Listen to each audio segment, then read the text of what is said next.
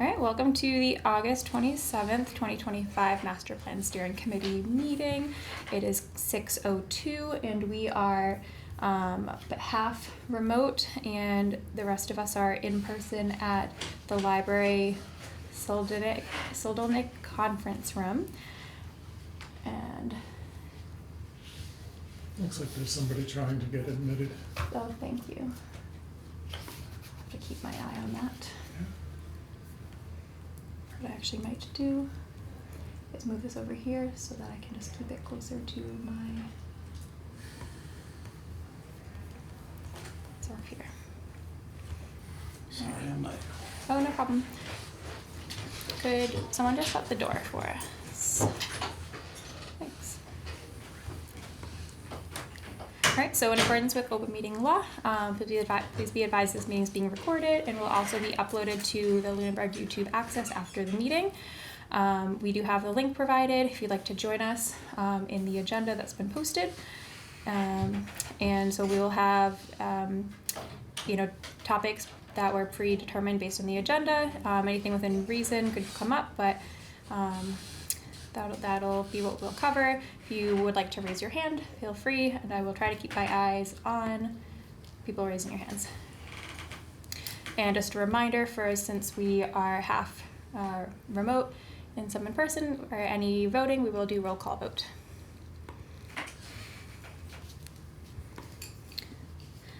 So first up, so I will just have this shown on the screen so everyone can see just the agenda.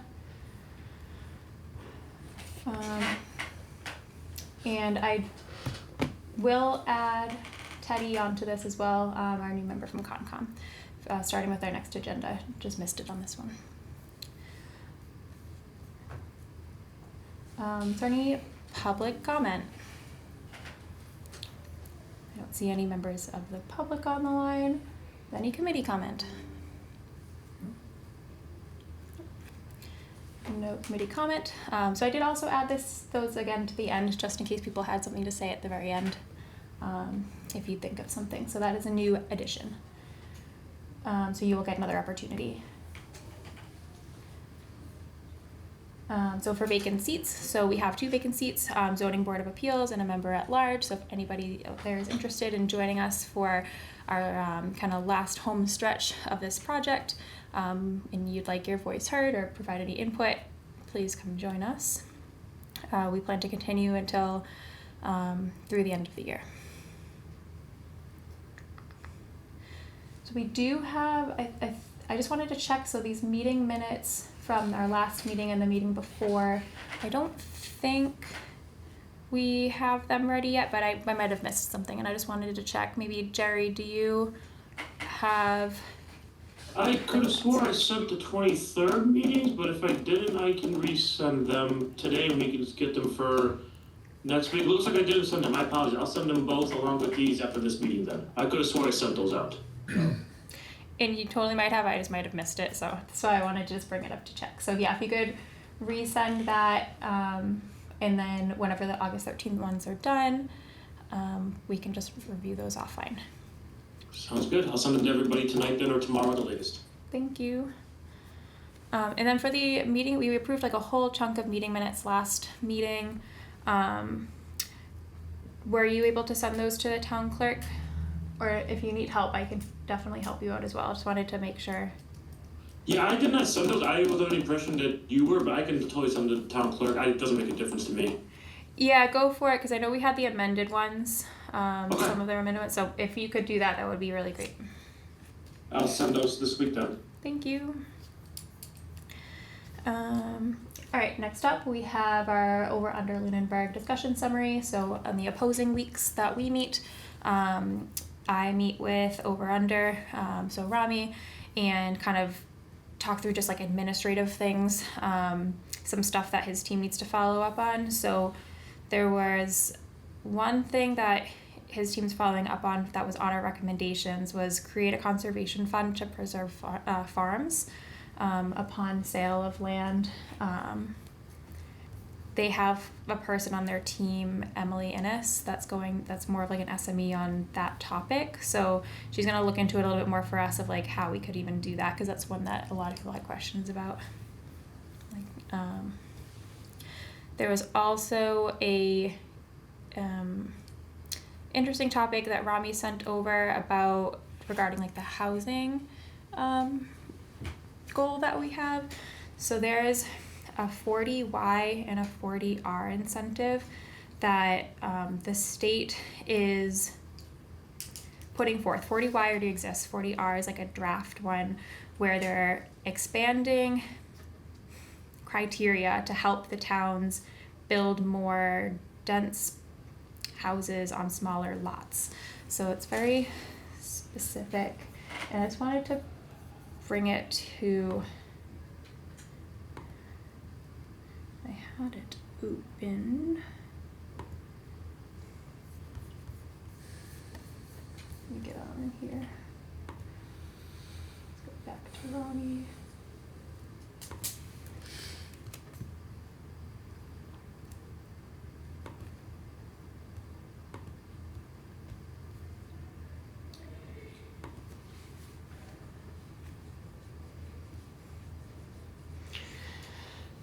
So if we create a zoning that allows for this type of thing, the state will give us some incentives to do that, to create the zoning, and then another incentive to, like, for every unit kind of built. Of course, this is blocked. Let me pull it over here and search it. Nope. Come back to me.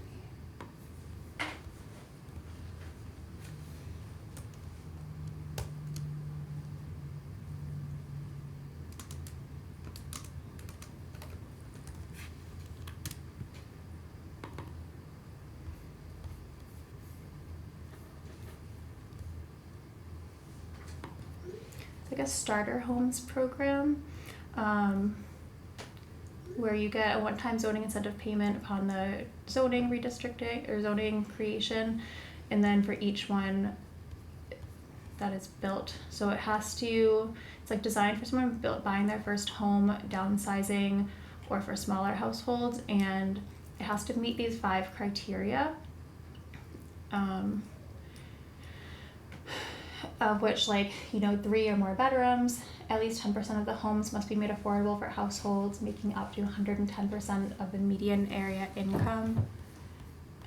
It has to be built as of right, and for a special permit, they need to be the certain size, and it has to allow at least 4 starter homes per acre.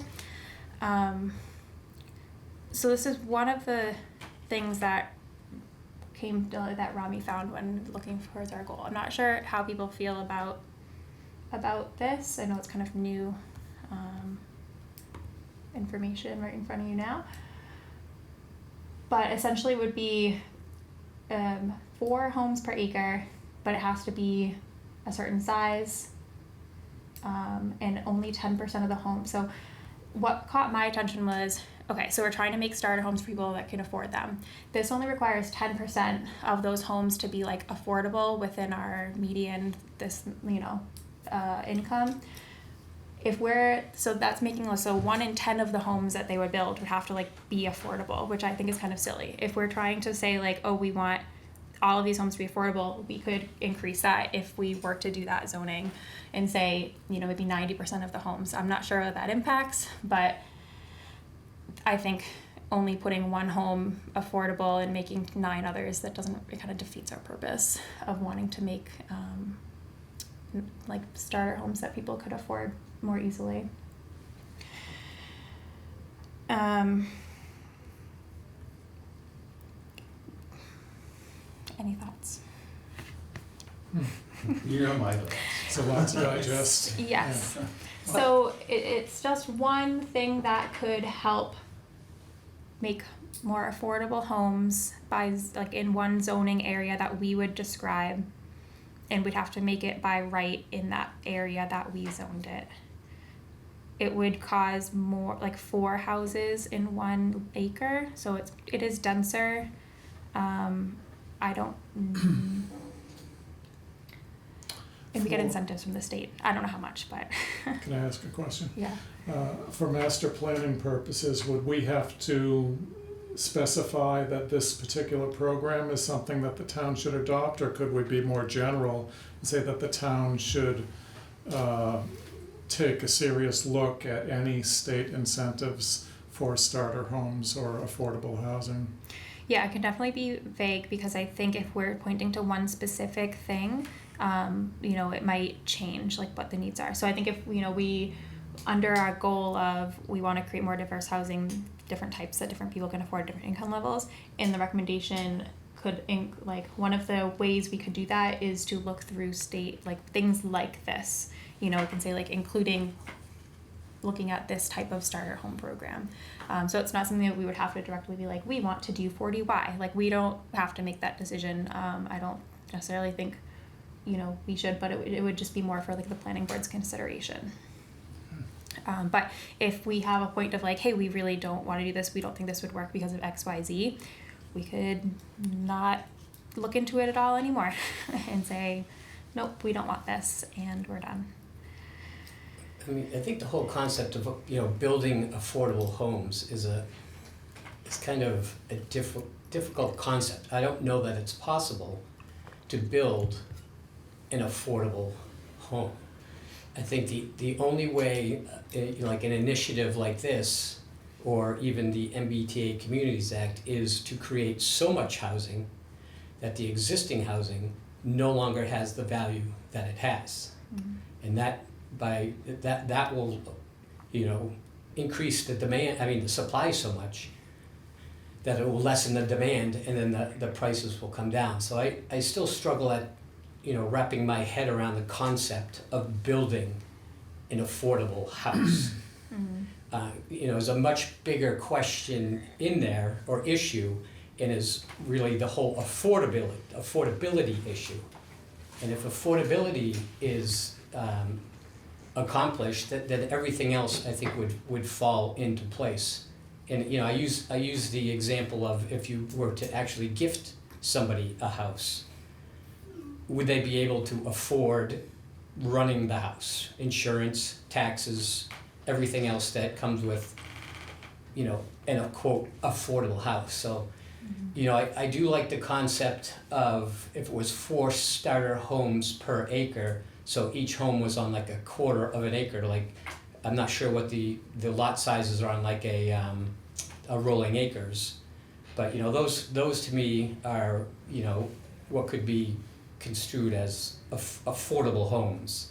But I don't think that goes, they're looking, I think, at more of a high density housing, essentially warehousing people in these complexes so that you can still have some open space. But it's that talking point of, like, particularly when it comes to building affordable homes, affordable starting, the money is in for the landowner and the builders, and they're not going to build small little houses, and of course, and that's the whole zoning issue.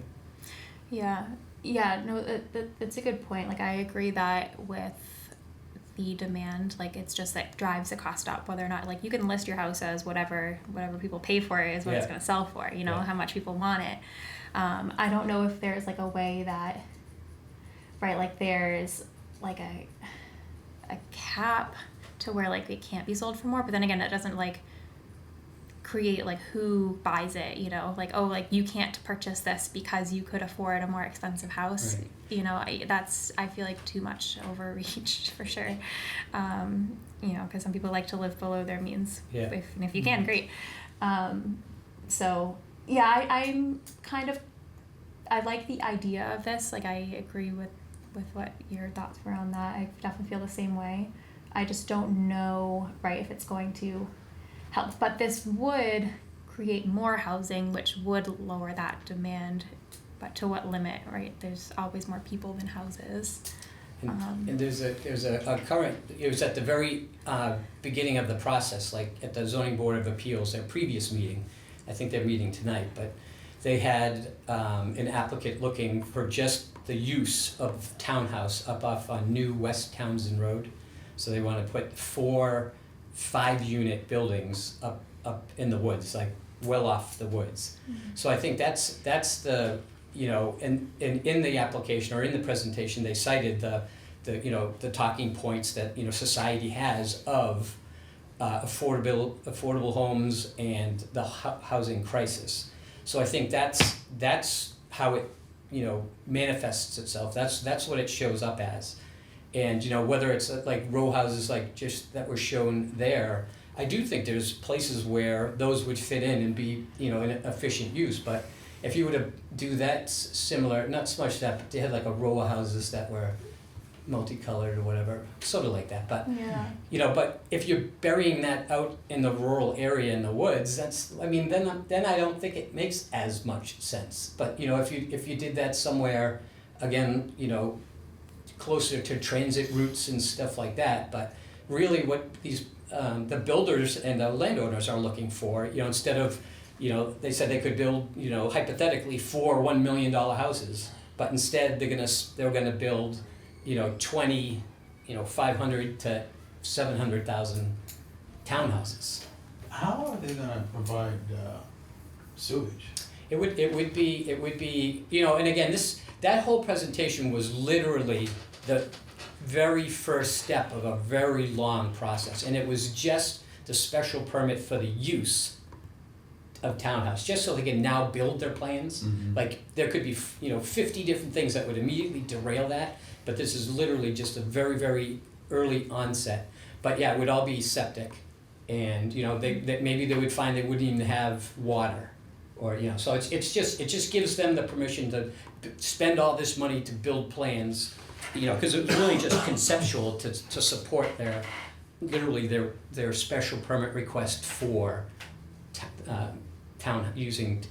townhouse.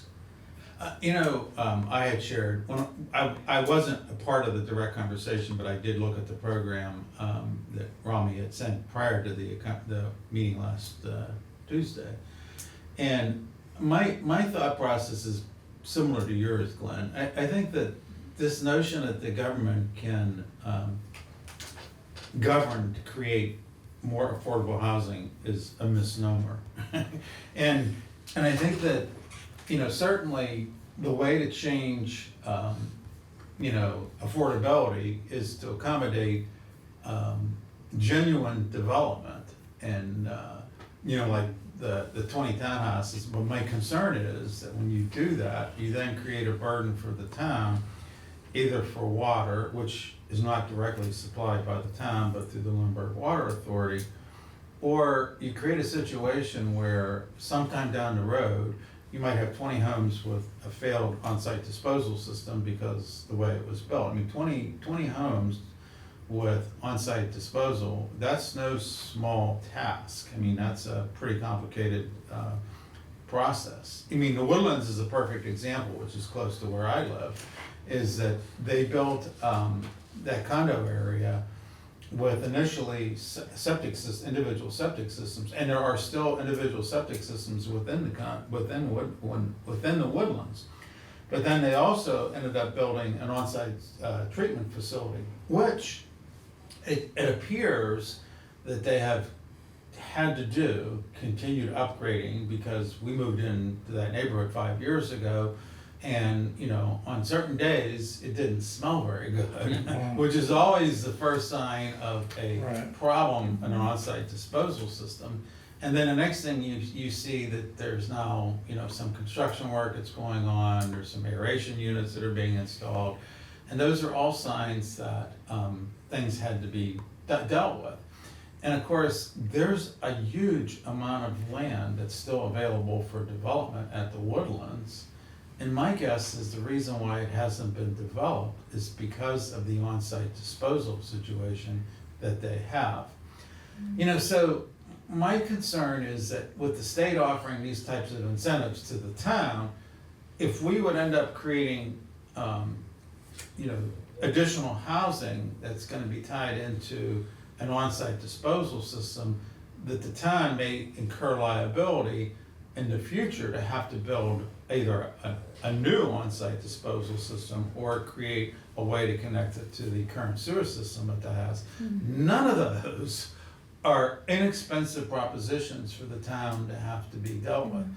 I think that, you know, and I've seen examples of legislation, you know, that says, oh, you can create more affordable housing by increasing density.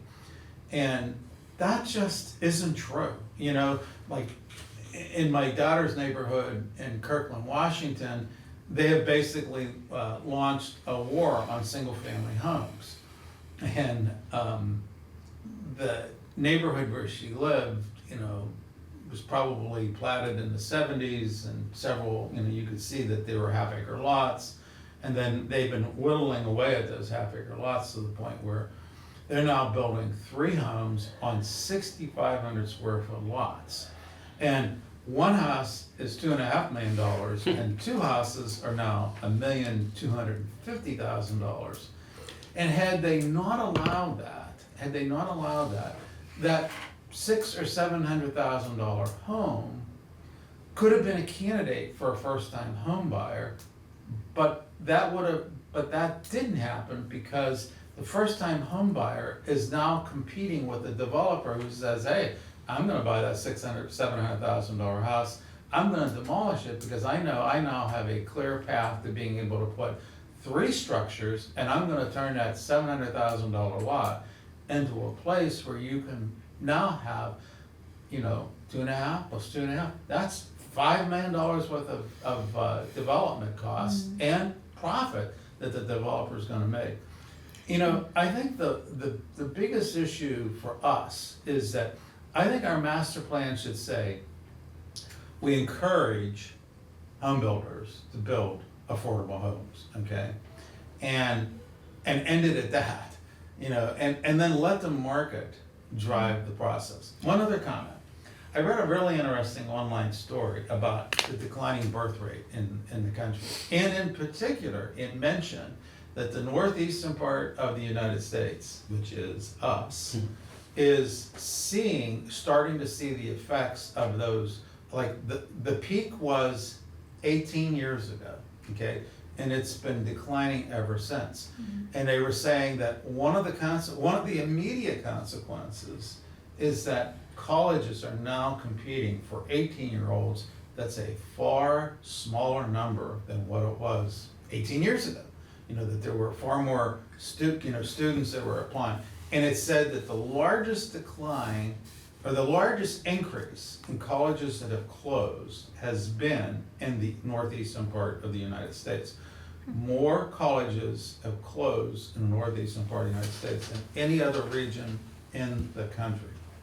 And I think that that's a reflection of what the markets will be for housing, you know. And I think a combination of an aging population base where people are now leaving to go to condos, or if they're really older, if they're leaving to go to assisted living centers, or a combination of assisted living centers, senior centers. And I think that this problem will take care of itself without the government offering these types of incentives. And Kim, you've already made a really great point, and I've seen this before, like in developments in Ohio, is that the developer gets kind of a free pass by saying, oh, I'm gonna make 10% of those houses market rate, you know? And there's a lot of ways of doing that. One is to say, well, I'm not gonna sell that house, I'm gonna make it available as a lease unit or a rental unit to a market-based, you know, where I'm gonna be able to let that one house out of 10 go to somebody for a reduced rental rate. And then they in turn have their 1,800 square foot houses that they're gonna sell for 7 or 8 or 900,000, you know, like I have a 1,750 square foot home. And when I bought it in 2020, it was affordable, okay? Because of the increases in the real estate market, it's not as affordable, you know? And I think that, you know, that's exactly what we're dealing with. But the demographic curve says this problem will eventually get resolved without market interference by the state. And these incentives to the low, I think the worst thing that the state can do, like the phrase, once you agree to do this as a community, you give up all right of zoning control. And that's not the way it should be, So I think what the plan should say is, we don't like these programs, or maybe you can even be silent, just to say that financial incentives from government come with risk. And then say, and leave it at that, leave it as generic as that, and say, but we encourage developers to consider ways to create this middle range housing. So is there an action item on that particular program, or is that more for informational purposes? It's mostly informational purposes, just to prompt kind of a conversation about, okay, so this is our goal. This is one of the ways we could get there. Like, is this what we're interested in doing or not? So it sounds, so definitely look into it more if, sorry. If I can interject really quickly? Of course. So it's about this idea of the 40R, and what this exists in is as a counterpoint to the 40B. And the 40B is something that we as a town have already struggled with before. Like, this is something that the town had to push back really hard against and really didn't want when it came to the Holman developments. No, sorry, not Holman. Was it Howard Street? I think it was Howard Street. And like, the 40R is supposed to be the town's answer to a 40B, where we can say, like, yes, this is what the state says you're allowed to do, but because you're in our town, we want you to follow these guidelines instead. Like, they can push a 40B and they can push it on us without us having much way to combat that. Like, I think the only reason we had any luck pushing back against the Howard Street one was because they couldn't get their water sorted out. In a situation where they don't have that roadblock, they can push this through on us without us being able to push back. And the 40R is us saying, yes, you're going to want to build these houses here, but you have to follow our rules about building these developments here.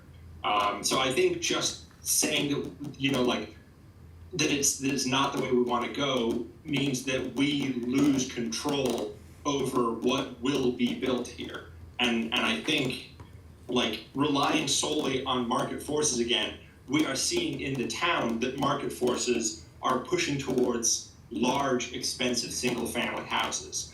Like, I don't think that is something that we can rely on developers or private industry or the market to do what we want.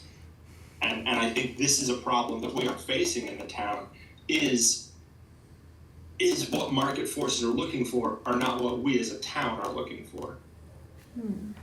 So you're saying that if we did the 40Y, it would kind of encompass 40B, so any of the 40B requirements we have, like we could meet it by doing the 40Y? My understanding of the two is that we can have our own response. The 40R is saying, like, yes, you can use this program to build, but you have to follow our rules instead of just the state's rules.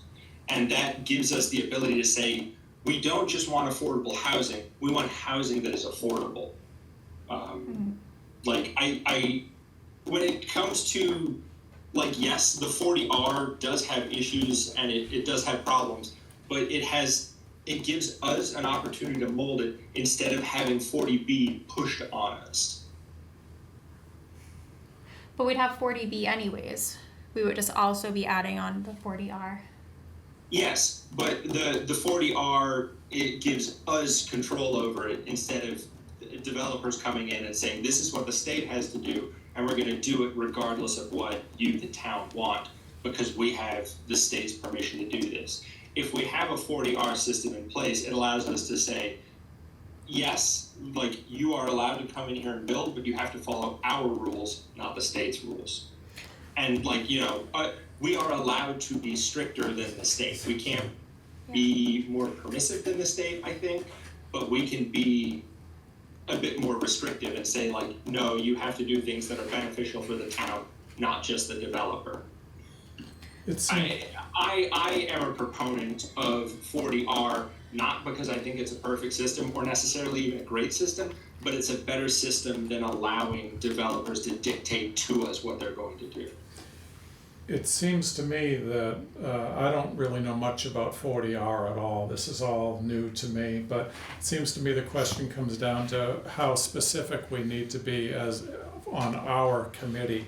You know, what's the wheelhouse of our committee? And it gets back to the first question I had, whether that specific program is something we need to cite in our recommendations, or if we can be more general. And it seems to me, at least my initial inclination is that getting so specific that we cite specific programs in a master plan would be potentially erroneous, because the program could change next year and the master plan is going to sit for 10, 15 years or more. So it seems to me like we don't really need to get down into the weeds of whether we like or don't like 40R for our purposes. It's maybe it's the job of another committee somewhere, but it's not. And what we need to do is basically state the values that we want the town to go towards. Does that make sense? Yeah, you know, Tim, I think that you're bringing up some good points, and but those are the kinds of things, you guys, the planning board has a bunch of items, bunch of recommendations that deal with this issue of affordable housing. And, you know, so I think that what I would hope that the planning board would do with the spreadsheet that we've provided for the planning board to make comment on is to maybe bring forward some of those technical points that, you know, we as the five of us that are sitting in this room might not have the same level of expertise as the planning board would have. So I agree with David too, is that I don't think we have to be, you know, very specific, but this is the reason why we sent out this stuff, you know, to the various committees. So Tim, the planning board needs to kind of, you know, take a look at this, and then you guys come back and say, this is how the language of the master plan, you know, what it should reflect that would be in the best interest of the town of Lunenburg.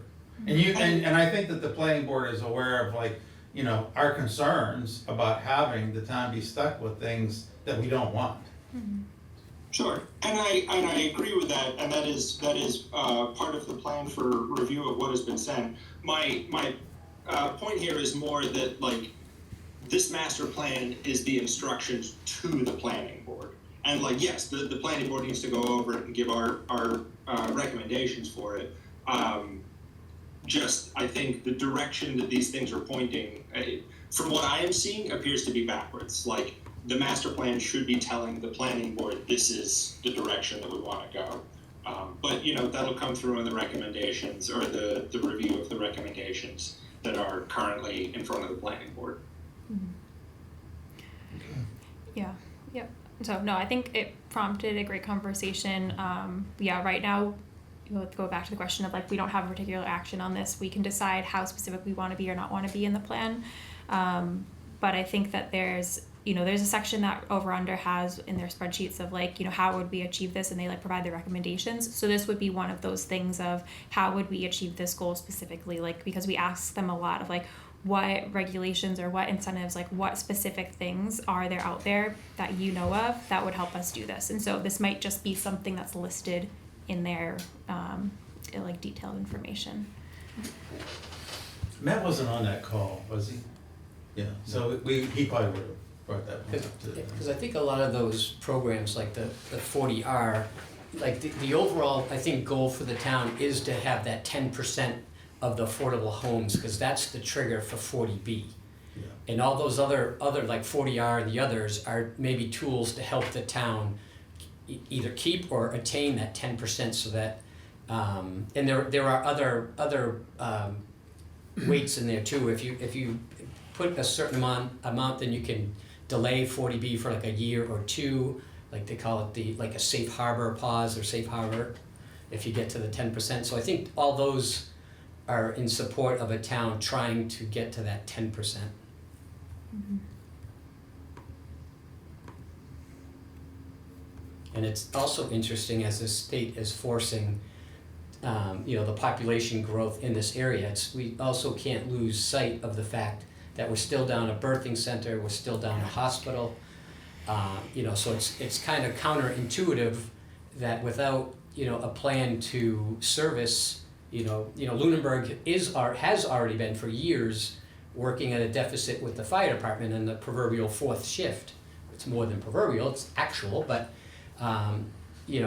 that's just an underlying concern as well as we, as the state tries to boost the population in Lunenburg and other similar towns. Mm-hmm. Yeah, and Tony, you made a good point of, right, just by what data shows of, right, if the population rate is going down, this might be a problem right now, but it might even out, and we don't know, but it's just what the data shows, which, I appreciate data, so you can't just ignore it entirely, so it might not be a continuing long-term problem as bad as it is, but we'll find out. Okay, so not to beat that one too far to the ground, but I appreciate the conversation. I'll send out the links as well for anyone who's interested in reading more about that. What I did want to cover was, so I know that we've sent out the spreadsheet for the feedback to all the committees. I just kind of wanted to go through and just hear from people who, if we've heard back kind of like the status from each one. I've gone through and populated a lot of this, and then from those who we've received feedback from already, I just kind of wanted to share and go over what that was real quick, and then we'll continue to send those over to Rami. So select board, so I have these things here of like, were they notified? Did we receive confirmation from the committee? Like, did they say like, yes, we've gotten this, we'll put it on our agenda? And then did we actually get their feedback yet? So the goal is for all of this to be yes by the end of September. So all of these boards were notified in these rows. So Glen Select Board, you guys talked about it last week, but then you're going to go back and provide your feedback. Yep. So good to Yep. go. Yep. I mean, I think that was pretty efficient for government. We've already mentioned it in our meeting, so Yeah. really, I was proud of that. Yeah, it was great, and I conveniently called in at the exact Yeah, it was perfect perfect time. timing. Yeah. I got on a couple minutes before you did, and you hit it right on the nose. I'm learning how long things take. Yeah. So that's great. I got one, the only person who's, has, like, the trust commission acknowledged that, said, we'll talk about it. Finance committee said, yes, we got it, but they haven't sent me any input. Wait, go So- back. I want to mark it as yes. For Yeah, who okay, has- so I got, So for yes. these, finance committee, they all got, I haven't heard from the agricultural commission. They did not recognize that I sent them the thing, but I'm pretty sure that they're aware of it. Okay.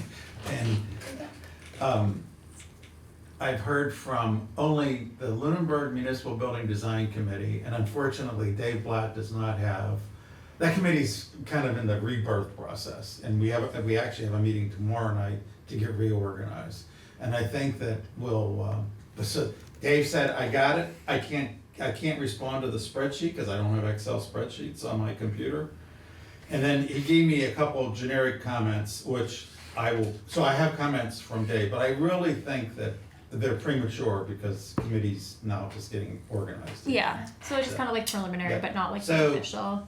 Did any of these others get back to you? The library has it. It's on their September agenda. Yeah. Oh, perfect.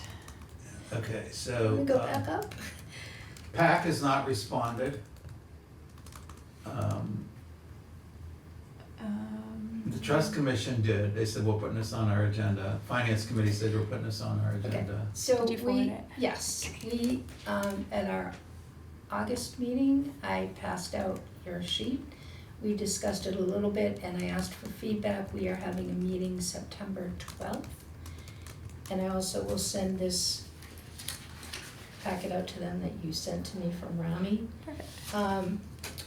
The preliminary discussion was kind of what you said.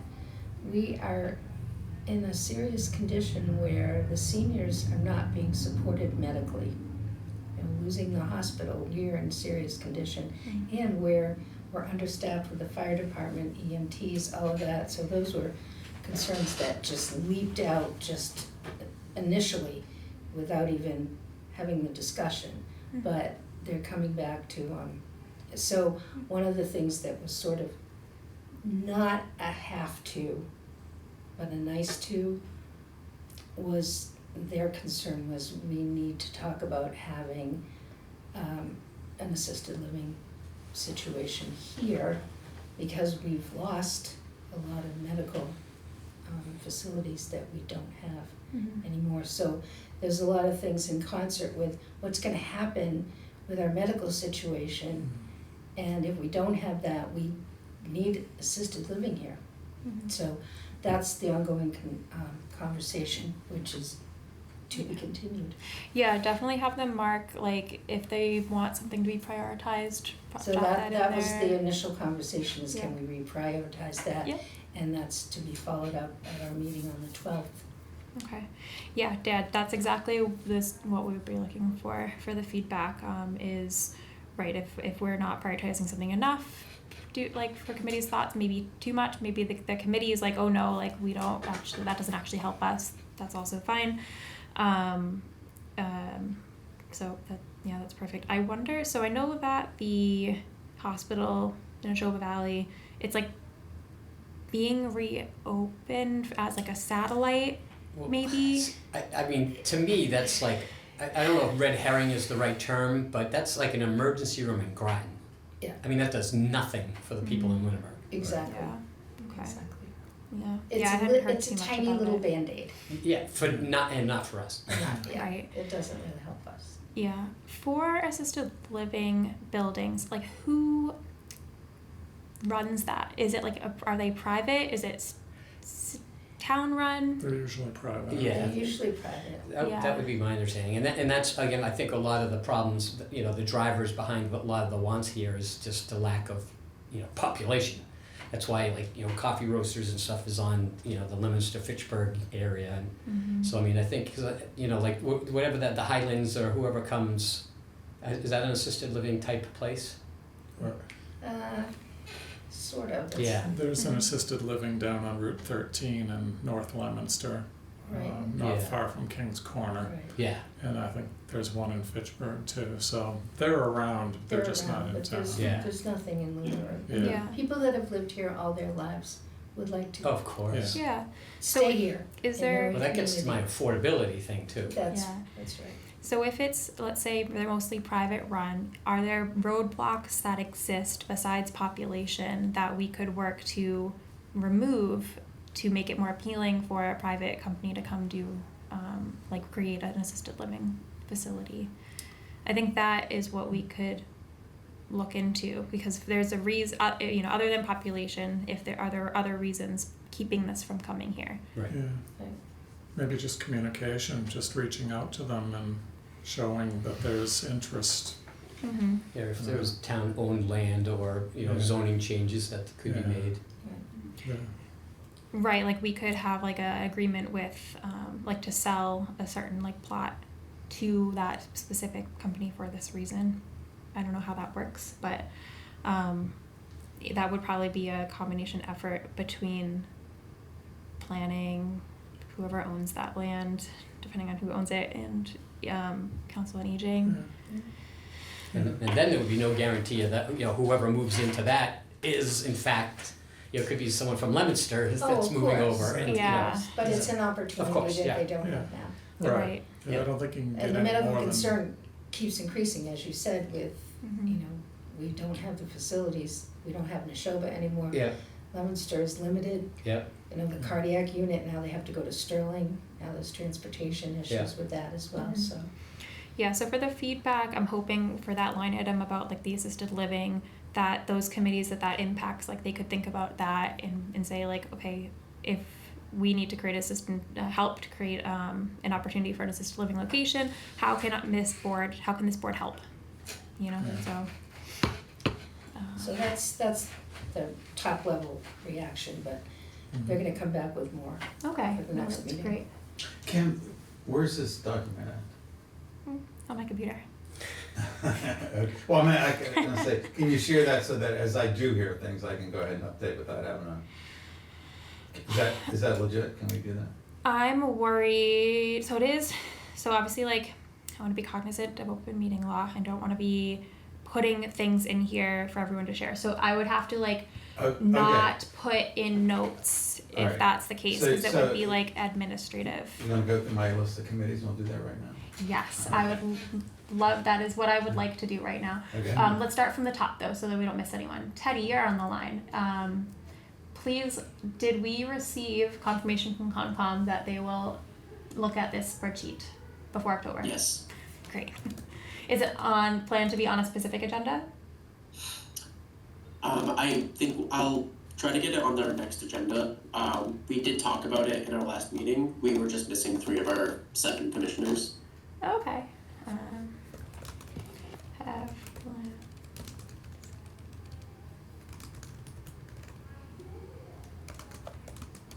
I could type. Perfect. All right. I've not heard back from the sewer commission, so I have to follow back up with them. Same with the housing authority and the Americans with Disabilities Committee. What's been hard too is that the website's not updated for like who's actually on these committees, so I don't even know if they're reaching the right people. All right, Tony, you said AgCom did not respond They to have you. Trust funds. They did. They said, we'll put this on our next agenda. One of the things that I'm gonna do, just thinking about it, I haven't done it yet, I subscribed to the Agenda Center for like various commissions. I'm gonna go in and I'll make sure that I subscribe, like I don't normally subscribe to the Agricultural Commission. I subscribe to the Select Board. I've subscribed to the Conservation Committee. So when their agendas are posted, I get a text on my phone. So Amazing. I will go in and set that up so that all the ones that you have assigned me, Kim, I'll know whether it's on their agenda, all right? So I haven't done that, I'll do that tonight. But what I do know, Agriculture has not said anything. Trust Commission said, we'll put it on our next agenda. I don't know whether they've done that yet or not. I've not heard from Economic Development. I have heard from the Finance Committee says, I'll put it on our next agenda. Unfortunately, their next meeting, I think, is the Tri-Board meeting tomorrow, or maybe tonight, right? Last night. Last night. Okay, so you guys probably didn't talk about their input. That's probably something they reserve. You have a whole nother month. Okay, I have not heard from Cultural Commission, or Cultural Council. What about historical? Yeah. They said that they would put it on their commission, because Richard and I discussed that at the ABDC meeting. Great. No cultural. The Bylaw Review Committee, there's only 2 people listed on the Bylaw Review Committee right now, even though 5 members have been identified. But they're, according to what I heard from Jennifer Warren, those positions have all been identified and people have been notified that they're part of the Bylaw Committee. Mm-hmm. There were only 2 people, one of them was Cesar Mazzello. So I sent him, and he acknowledged that he got it, but he didn't say anything else other than that. So he said yes. Bylaw Great. Review Committee. The town manager, she said yes, but she hasn't given me any feedback. APDC, you'll have feedback. We talked about this at our meeting last week, yes, and I should have feedback from them at the September meeting. We kind of went through and discussed what we would say. I'm gonna do a draft, we'll vote on it at the APDC meeting in September. Perfect. The PAC, I have not heard anything from them. Okay. Let's see, I did get something from, Oh, the- sorry, on the line. Just wanted to make sure it wasn't. okay, school time committee, I pressing. didn't have school committee. No. Was something? Sorry, I don't know who was trying to add something in here. I was gonna add something quickly for you. Hey, everybody, sorry that I'm running late tonight. I had another obligation I would take care of. The Economic Development Committee, since, I believe when you sent out this notice, Kathy Clark had tendered her resignation, but there was no chair to take her place. The chair is now Josie Gilchrist. Okay, so I'll resend it to Josie, Matt. Yeah, I don't remember when our next meeting is scheduled. I hope we have one in September, but, yeah, send it to Josie. All right, I'll do that. And, I don't know how much answer you wanted. I could give a little bit of answer at some point if you want it on the obstacles to assisted living, but if that's not necessary right now, I can do it some other time. There's no rush. If you want to ensure that that's included in the planning board feedback, if it's planning board relevant, that would be great. If it's not planning board relevant, then I would be interested in hearing it after we go through this. Okay. Cemetery Commission. Sent but not acknowledged. Okay. Personnel Committee, I sent that to both Jennifer and Julie Bellevue. And Jennifer came back and said, these are really issues that the select board should answer. So, Okay. yes. So is that their feedback, that they Yeah. want someone else to talk about Yeah, it? as far as I know, there is not a personnel committee. There is not. Right. Which tells me that we've not had a personnel committee for almost 2 years now. No member, there's like no members. It's still on the list, they're seeking volunteers, but I don't think they really want. It's like, if you have a committee that doesn't have any action for 2 years, that tells me that committee's not the one. Yeah. Literally, there are no members. Right, right. Okay, so that's that. All right. Yeah. Yep, and then Green Communities Committee Dave's aware, and we'll talk about it there. So, looks like great. Everyone was notified.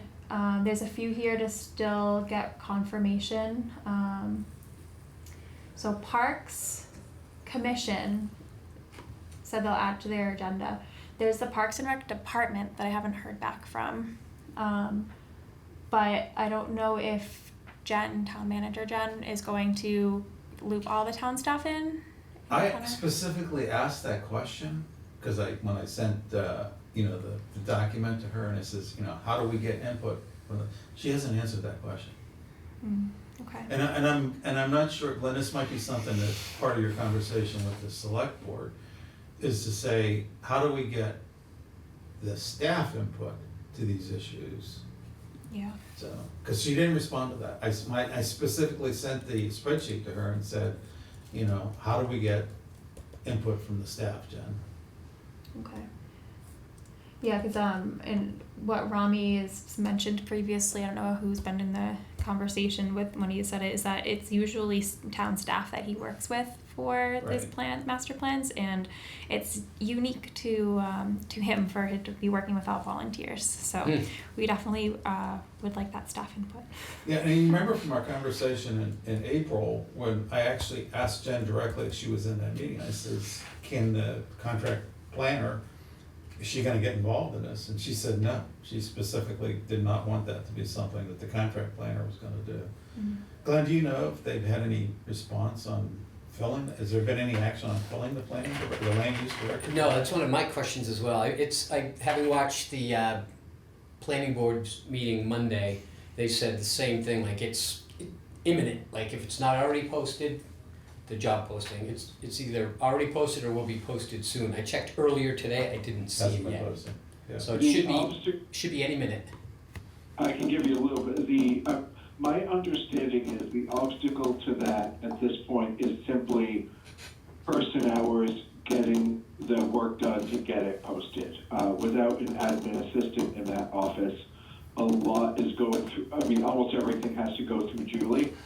And Julie only has so many hours in her day because she's also doing her actual job. To my understanding, that everything is all set. It's just a matter of then getting it posted, because posting a job isn't just clicking a button, it's getting it to the right places, paying where you have to pay, etc. But that it's otherwise ready to go and be posted. And hopefully we'll have rapid feedback after that, because the position will be more competitive than it was. To answer your question. Thanks, Matt. Exactly right. Thanks. We still don't have a land use director, and it's still unknown when we're gonna have a land use director. Well, there was scuttlebutt that there was someone in the balance, so hopefully it's quick. We can pray. We'll see. Yeah. Yeah, that's what it's gonna take, Glenn. Some prayer. Yeah. All right, so for those committees that haven't responded, it looks like they're just for Tony and I mostly. Everyone else did a great job having their committee respond, so appreciate you doing that. We've received preliminary feedback from the Board of Health. They're gonna give us like their official feedback like in that forum, but pretty much there's, community kitchen is available for small business and agriculture, so that's probably related to like providing, what was it, like a place for farms and community to come together. Yeah, I don't know the exact wording. And then temp housing might be okay with some substantial conversation with the board and a show by the building inspector. So this was when, like, if you're building a house on your property, can you have like a trailer or like a temporary housing? So that's regarding that. So they'll get back with more feedback, but that's what they've sent so far. And the beach director, he was the first one, and temporary staff, so thanks to Jared Bowser for being the first one to give us his feedback. Super funny, his dad is my electrician, so small world. Kim, we probably need to send another reminder, because if, most commissions and boards are meeting, once a month, and we're getting ready for the September cycle for meetings, and we need to probably send a note out to them that says, if you don't have it on the agenda, you gotta put it on the agenda, because we want your feedback, so that we can move forward with this. And I'm gonna guess that we'll probably end up with a few no-shows or no responses. Yeah. But we can at definitely. least say, we asked for your opinion, and we didn't get it, but we're not stopping this process, to wait on you. But I think it would be helpful for us to send out another note that says, Yes, so I'll definitely send another email. Well, to those who've said that they'll put on the agenda. yeah, right. I think we should. We just said, just a reminder, please, Yeah. please make sure that this gets on your agenda so we get your input. Couldn't hurt. Yeah, no, this kind of stuff, you can never ask them too many things to do that. Yeah. Let's see.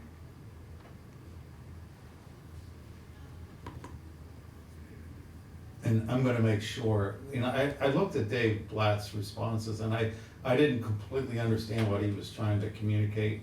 It came across on my phone in kind of hieroglyphics. I need to go back and look at it on my laptop and see what it says. But tomorrow night, we meet again, I'll bring it up as an agenda item, say, hey, we gotta talk about this. Yes.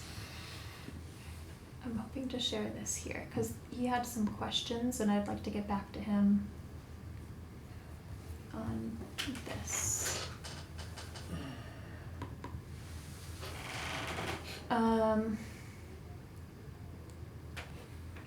Okay. So for this role, not applicable, public access, lifeguards.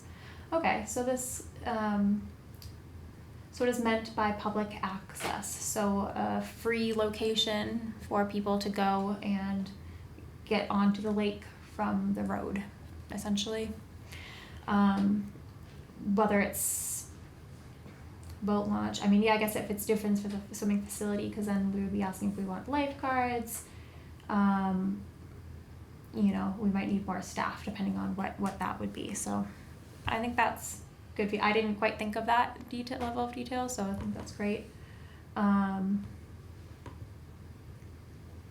Those are all good questions to be Yeah. raised. Yeah. But I also think that if they can raise them, they can answer them. I don't know if those questions are really for the master plan committee, right? I mean, Well, they can make suggestions, David. I mean, I think that's my thoughts, is that they could say, because they're, they know the most about what the plan should say, not us, they do. I mean, I Right. could see swimming or not swimming, but like the decision on whether there should be lifeguards or not, I mean, that's kind of a, Yeah, well, I think it's something to take into consideration of like if we, let's say, lifeguards were illegal in Lunenburg, if we want to have public access with swimming, we would have to change our law to allow that, so it is a, really smaller, like small scoped, point, but, for the bigger concepts, like I guess this is exactly what we need, like what are what would be our roadblocks for making public access? You know, we need the space, we need the parking lot, we would need new staff, if we even wanted lifeguards.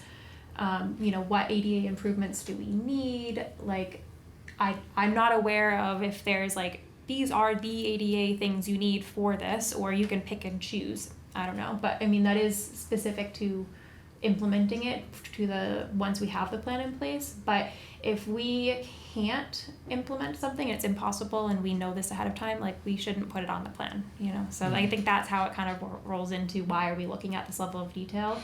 It's to make sure it's even feasible, and that what we're writing here makes sense.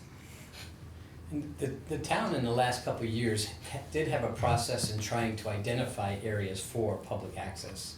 I mean, there was some pretty contentious meetings and even site visits. I'm just going back from memory of watching the meetings, but, you know, because the town does own some property that has access, but it's not like desirable. It's like on a slope, or it was very problematic, and that's where the agreement with the campground, that's where that was born out of, was that initiative to try to identify the public access, because naturally the property owners on the lake were pushing back.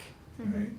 And rightfully so, because the areas, the towns, I wasn't physically there, so I don't have a visual myself, but it's from the context of the discussions, the town-owned properties were very problematic at the least, Mm-hmm. for the type of access a town would need to provide.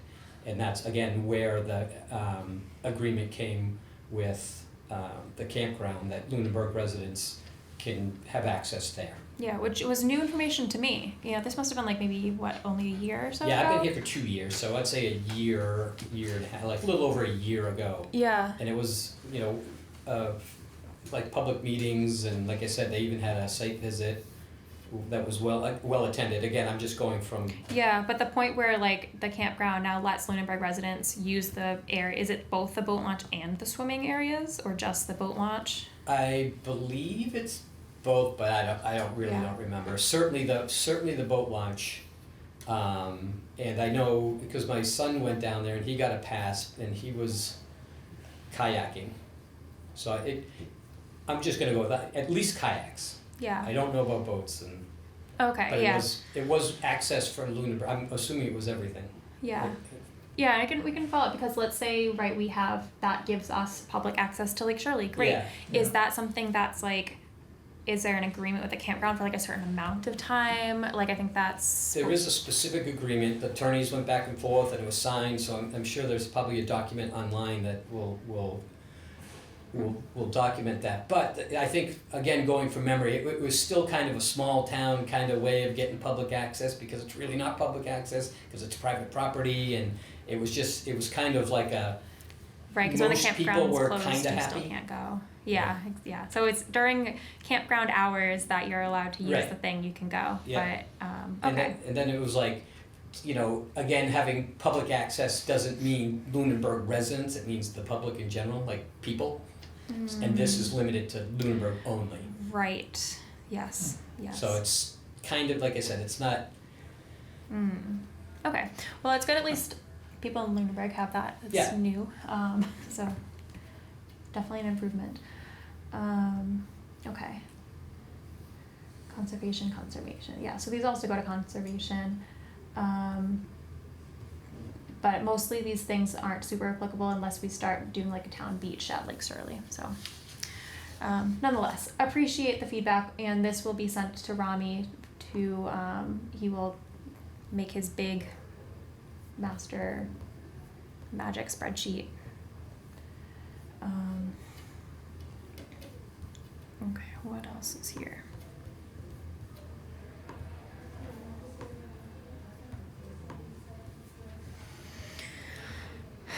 All right, so next up on the agenda we had, unless anyone else had anything else to talk about for this logistical, okay. The next steps of the master plan. So I think a lot of this is for Matt. So thanks, Matt Brenner, for joining. So at the last couple of meetings, we've been talking about like doing an info session, the special town meeting presentations, So kind of would love your feedback on that. I know I sent you an email. Hopefully you had a chance to look at it. So- I have not, I apologize. I, as I hear dishes crashing in the background. Oh, no. All right. I will give it a quick look now, Kim, I apologize. I am moving back into planning for a bit, into the office, so I'll be around, more during the day and trying to get through some of this backlog. Oh yeah, Let me give a look now so I can give you at least something of an answer.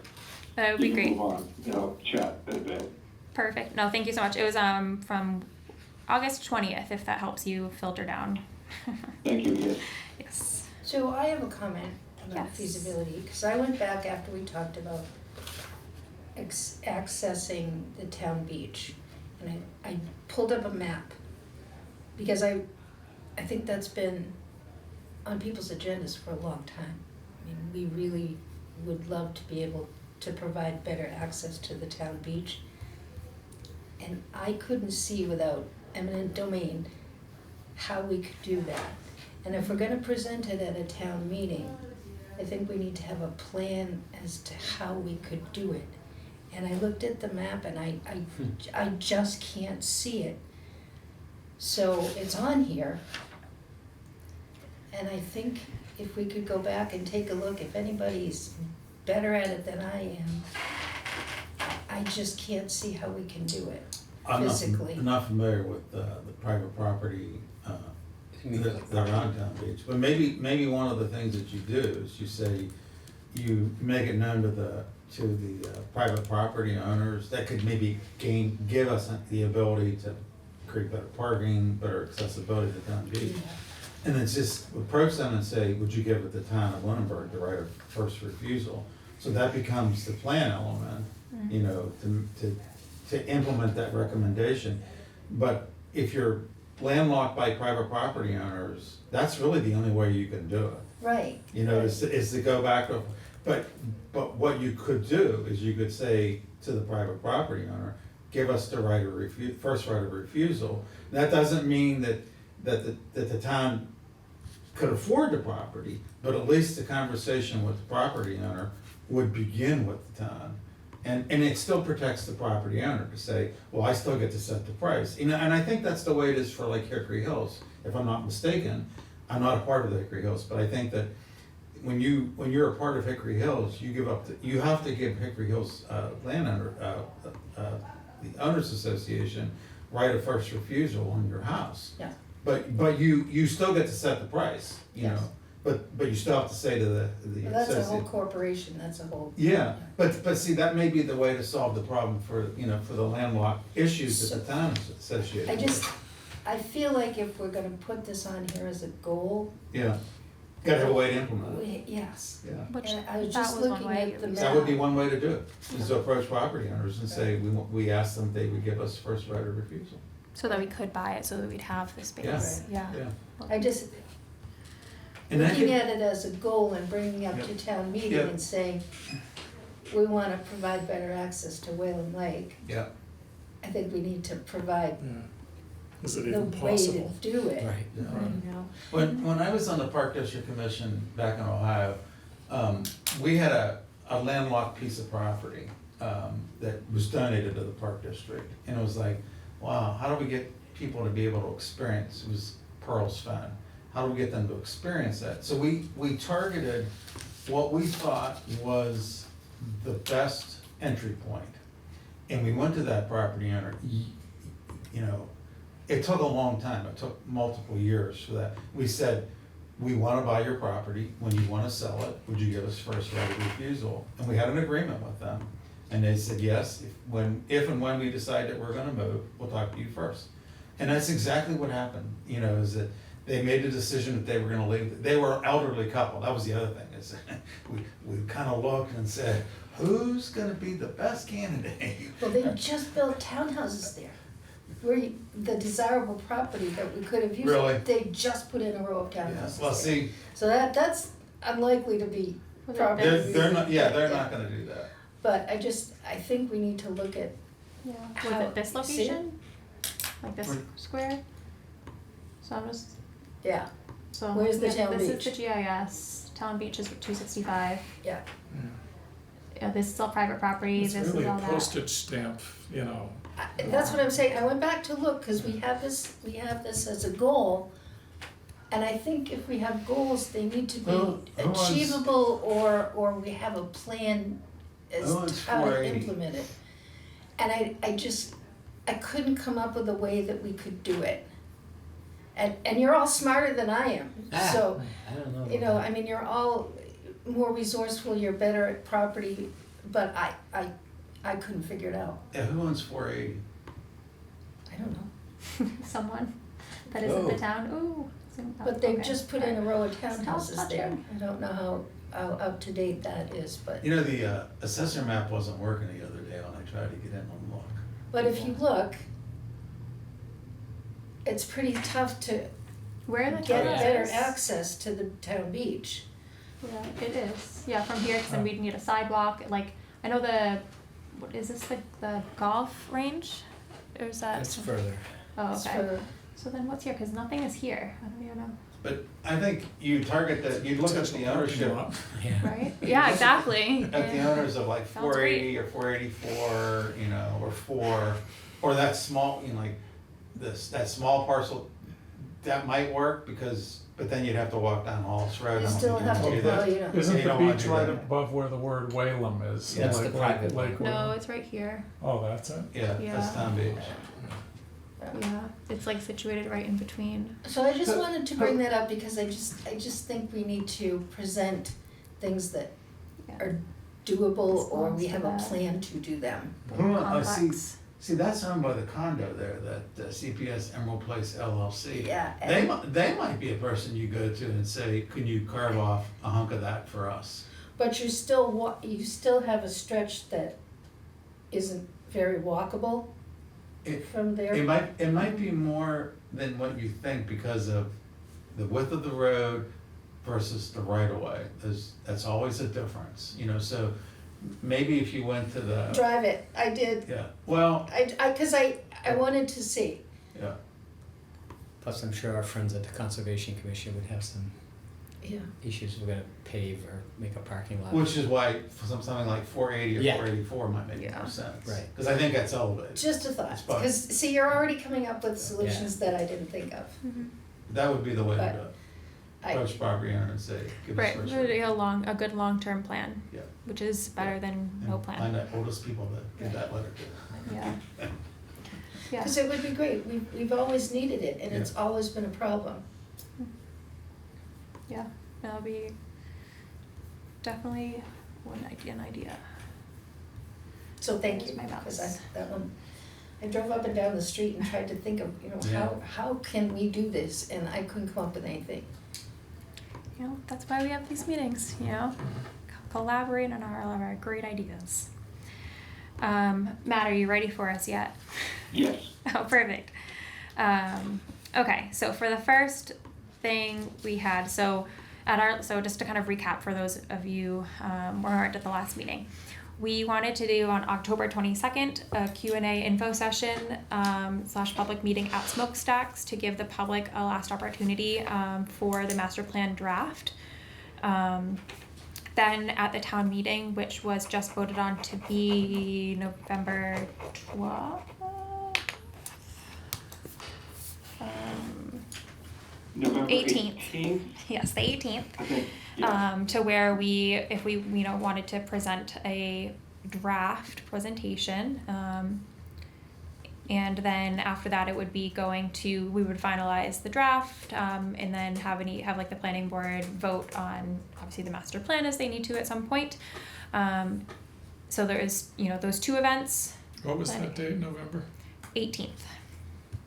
So that is the special town meeting. So it'd be October 22nd would be the Q&A session, presentation on the 18th, and then, so that's what I want to ask Matt about, because you kind of need planning board approval for that. Here, let me put you on the screen. I don't believe you should, I don't think you need our approval to give a presentation for where the committee is. I can put it on the agenda for the next meeting and we could give it if you'd like, but I mean, I don't see a need for a formal approval. If you want help putting together a presentation, I'm happy to lean in on that to give you a hand, Kim, but you're welcome to, of course, welcome to handle a solo as well. At the special town meeting? Yeah, Oh, okay. Yeah, Rami said that he could put together something for us. Great. So that would be super helpful, because my slides are very boring. So, okay, Good. great. So we will, I will message Rami and he can put together a presentation for us to present at town meeting. And then Super we're- excited about And that. then we're gonna do the smokestacks presentation on October Before 22nd. that, yeah. And then on October 22nd, we wanted to do that at Smokestacks. Who you talking about? Yeah? let me back myself I wanted to up ask him. 1 second, just to make sure that when we're talking about presenting a special town meeting, this is just presenting the where we are, like we talked about doing that, correct? Like, as per the previous meetings, or is there more to it than that?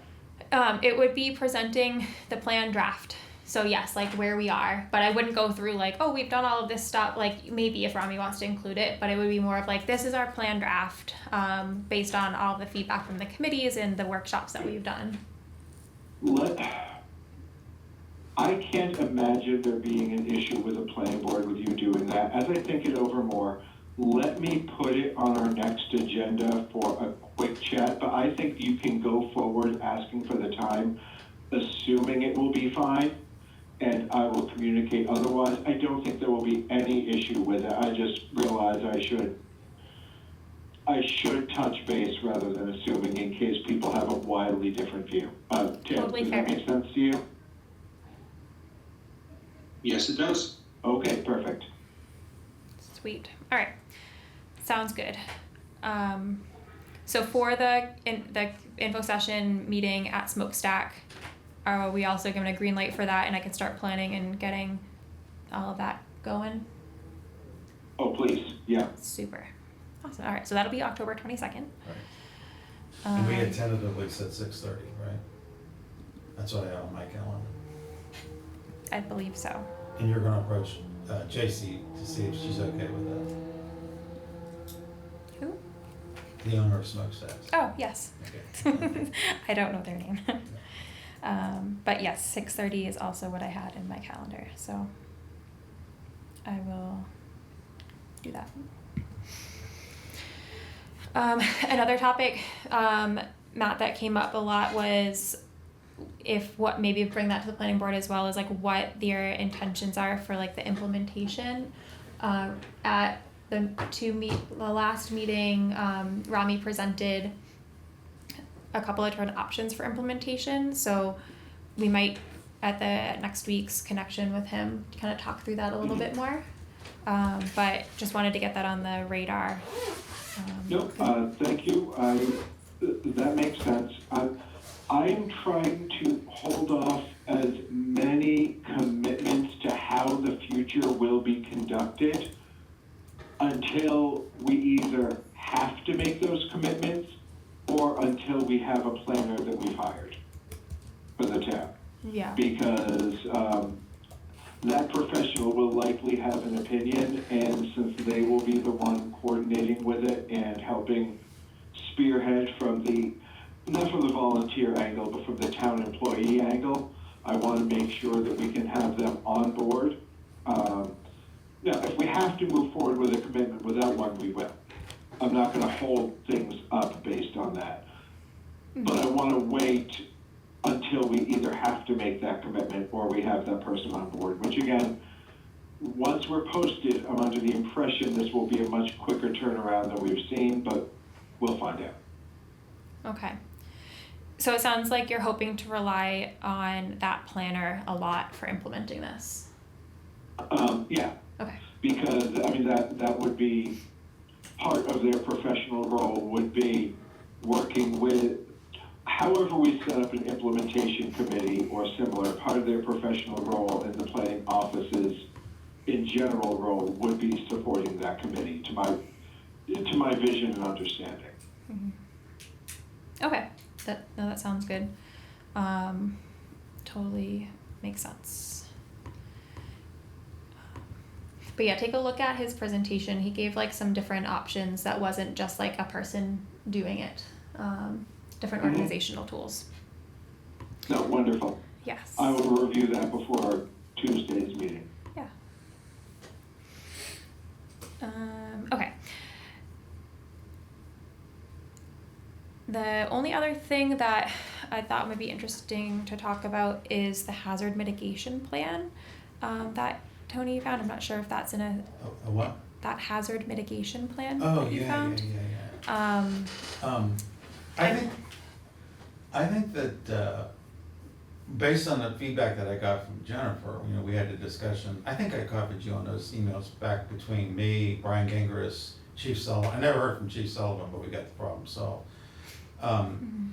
I think that the missing piece that I still don't have from Jennifer is what other plans should we create a section in the master plan that says, here are all the externally required plans that we need to track for either updates or redos or something like that. And just list them, just so that in the plan, we now have a consolidated list, because apparently there isn't a consolidated list. Because it took me forever to get the hazard mitigation plan. And those are good things for us to keep track of.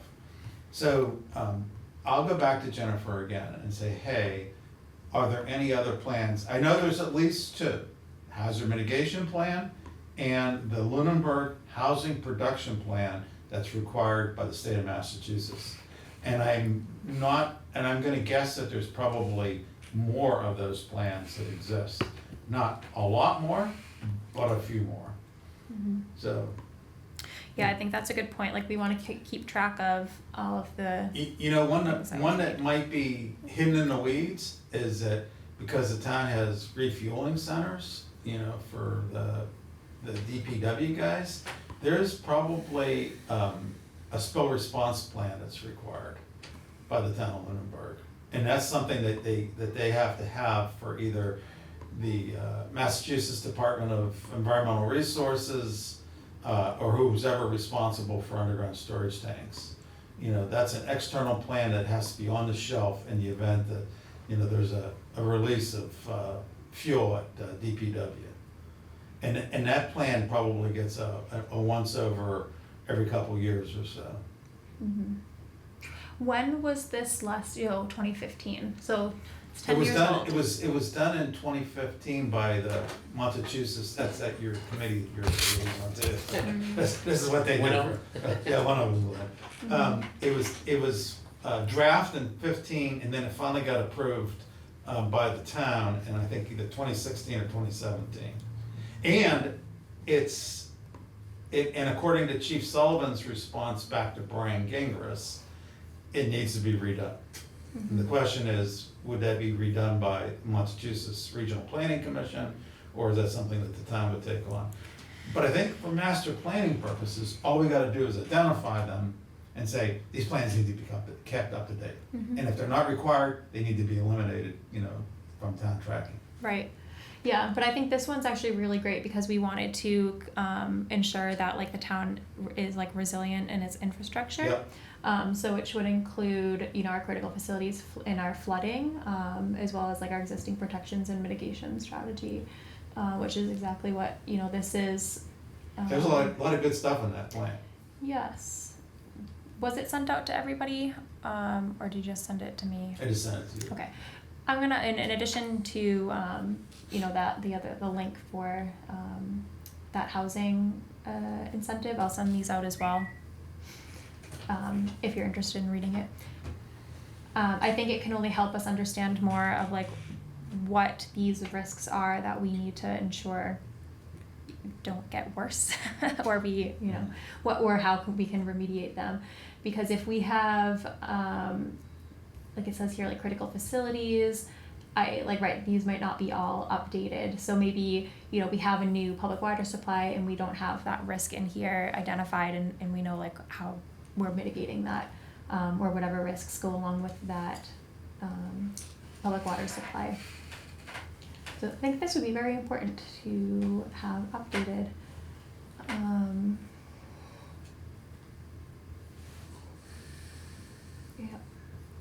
What, go to hazmat sites, back up, Kim.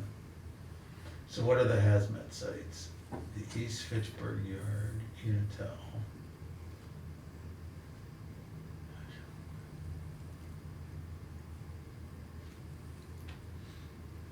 It's interesting that they don't have,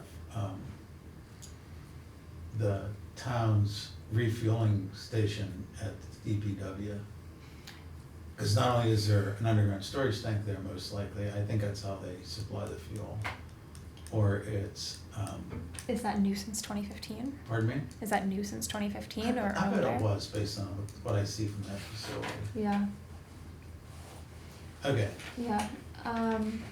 Okay, so this is, I think, a very helpful document for maybe like the committees that are going to be taking on those actions for resilience to the infrastructure, making sure this is updated and what these risks are, that we can mitigate them, and all that. See, that's something that's driven by the, I think Chief Sullivan, in fact, I know Chief Sullivan was involved in the development of the hazardous mitigation plan, because one of the PDF documents that I found on the web was that they had meetings with, Massachusetts Regional Planning Commission had meetings with every town that they did this for. And each town was an annex. There was like a general document that Massachusetts Regional Planning Commission did, and then they did specifics for, it was probably 30 or 40 towns that they did this for. And then they listed the meetings with the local officials that,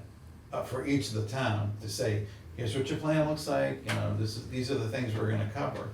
And Chief Sullivan was one of 3 people from Lunenburg. The other 2, I didn't recognize their names, so he was probably, those other 2 are probably gone.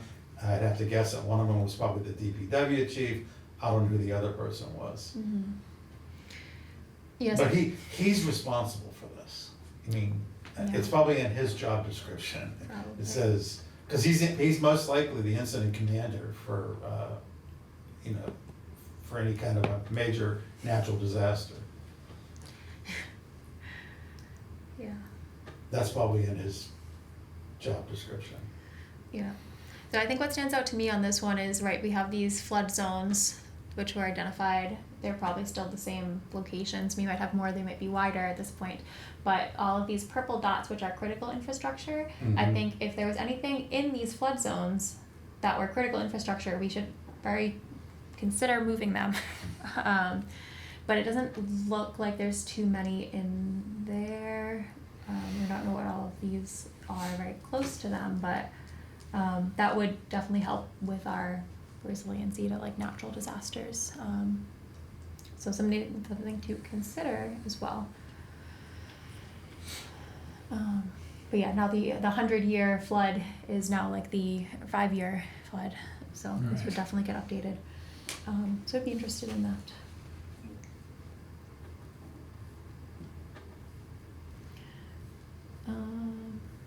Another interesting, so that's also flood zones, Q3, flood zones, stands. Alright. Not sure there's too much else in here that we need to cover right now, but I mean, thought it was interesting. There's a lot of information out there that could help us. It could impact how we plan for the future. Yeah, exactly. And having an updated one would be most helpful. Yeah, one of the other things that has transpired since that plan was developed and approved is the significant changes in wildlife protection. And God knows, right, Matt, how much time the town spent on the wildlife protection maps, and what the state has required. Those are all, those regulations have created far more planning burden. And I'm gonna guess that there's some things in that effort that should be tracked as part of this hazardous mitigation plan. Absolutely. I actually, rather than the water supply protection district with the wellheads, I actually think the recent flood zone changes will have a more direct impact on this between the two, but the FEMA flood zone update maps. But no, I agree, we have additional, I actually happened to be when I was in the office today, I was chatting with Ryan, based on a discussion with my cousin's husband from California this weekend about Fire. some of this resiliency and how we respond after the fact for some disasters as well. So I think we're all looking at this from multiple angles. I'm not sure what level of detail for maintaining this list is good for a master plan versus a separate document, because this might be a list that updates more frequently. But Rami would have a better idea if it should live in here than I would, frankly. Yeah, I don't think, Matt, that the master plan would be responsible for doing the updates. All the master plan should be is identifying these plans that need to be updated on a periodic basis. At this moment in Yeah. time, Oh. yeah. Yeah. No, I understand the idea. Mhm. I have no idea if that's commonly in master plans or not. No, just because it might not be commonly in master plans, but that doesn't mean we can't or shouldn't do it. I'm doing the thing I do where I'm aware, I see the value, but I also know there are professionals who aren't in the room right now who might be able to give a tangible and concrete reason why they might say, oh, you don't want to put this here, you want to put this in place X instead. But that's the only reason I express any hesitance, because I agree that we should have a master list, and it does kind of make sense to be in the master plan as here's a list of the things we know the town needs to be on top of. Because like you said, if we don't have that anywhere else, and we're making a master document, it makes a good deal of sense to be there. Rami's the one who brought it up. Never mind that, then I'm in full agreement. Yeah. My only hesitation was if the professional had a different, never mind, full agreement from me then, love it. Perfect. Okay. So that's all the topics that were on our agenda. I guess to kind of recap, just the actions that are coming out of here is anyone that hasn't heard back from a committee, go remind them, try to hear from them, get commitment to doing that. If you are so interested, you can also follow back up with the ones that said they'll do it and make sure it's on their agenda and that they do it. But for any feedback that's received, feel free to send it to me or Tony, and we'll get it to Rami. Or if you really want to, you can also just send it directly to Rami and say, we sent it to Rami. Totally up to you. I'm nosy, so I like to see what people say. So I'd be happy if you send it to me. But whatever method you want to do. And then I'll just send out some of this information to you all. So for our next meeting, so we do the second and fourth Wednesdays, so it'll be the 10th and the 24th. If we don't have anything new and we're only kind of coming in just saying like, oh yeah, we have these updates, we got this committee's feedback and not, like, do we want to just skip that meeting or do we want to still meet? Because I don't want to make everybody come here just to be like, okay, yeah, we heard back from these people. Because that's kind of where we are at right now. I'm a big fan of leaving things on and canceling them if you don't need them, like a couple Yeah. days. Like, instead of like at the agenda has to be posted 2 days before, that's the time to cancel the meeting. Yep. Because you never know what might come up. And like, we have another phone call with Rami Yeah. next week. Fair. So let's at least get through that before we say we're not gonna have a meeting. Okay. Everyone's kind of known that maybe we won't meet on the 10th, Mm-hmm. but let's get through that. Okay. So Yeah, much- that's totally So much fair. easier to cancel a meeting. Yeah, if we don't have anything new and we only have this Yeah. logistical stuff, that would prompt me to not have the meeting unless somebody felt strongly unless people felt strongly otherwise. But yeah, we'll keep it in case something big comes up, or if we change our minds. But is that I plan won't all have right? it, Sounds I good. won't have anything until after the 10th. Our Okay. meeting's the 12th, so. Okay. Yeah, I won't either, because I think the library committee meets, I want to say on the 17th. I'm not sure of that date, but it's after the 10th, I know that. Okay. And then select board will probably be after that as well. No, we should have the second and at least the second. I also won't be Wait, around I'm on the on- I'm on. 24th, It's I'll the be 9th. traveling, but I'll send will. you whatever information, Yeah, that would be any great. feedback. Okay, no, that'd be great. I'm wrong, it's the 9th, I apologize, it's the 9th. Okay, You can so you update should your- have. Yeah, our meeting's the 9th, I don't know why I'm thinking the 12th. So I will have something on the 10th. And where I said that on the agenda for the 12th, it's the 9th. Oh, perfect. All right, updated in here. Yeah, our meeting's the 9th. So you. Or the 10th, excuse me, the 10th. Oh, it's on the 10th. No, wait a minute, We're on the 10th. it's That's my name. the 9th. Okay. So I would Nice. have something. Okay. So Council on Aging, we probably won't have library. Select board, we should have. Okay. So if we Okay. have some new feedback, then yeah. Okay. So. You may have planning board feedback by then, because the planning board meets on the 8th. And if we can get all of our feedback into one session, then we'll have it. Perfect. All right. So we might have some things to read next time. Following up on the assisted living thing quickly, because it Yes. might impact how you're thinking of some of this. Assisted living is by special permit, not in residential, but generally in commercial or mixed-use areas.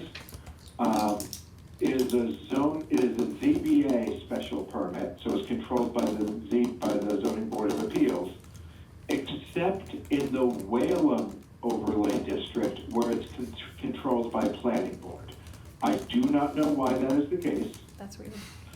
Probably because the Whalum overlay district was made separately and they just went, oh yeah, special permit, planning board, without thinking at some point, but Okay. I can't be sure on that. But, so that is planning board, it's also ZBA, because that's kind of currently more in their wheelhouse technically right now. I'll still bring it to the board though. Thank you. You're welcome. Thanks, Matt. No, that's useful. I wonder if so all of the things that we sent to the planning board, we also gave to ZBA. So this should also be on their spreadsheet for feedback as well. So hopefully they provide that information.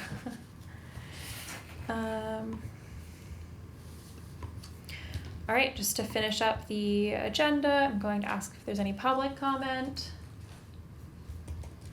Don't see any members of the public. Is there any committee comment? Any thoughts? Okay, so I'm going to enter into we adjourn our meeting? second. I'll second that motion to adjourn the meeting. All right, so it's 7. I'm gonna take a roll call vote. I will start with us in the room, and then I'll move to online. Deb.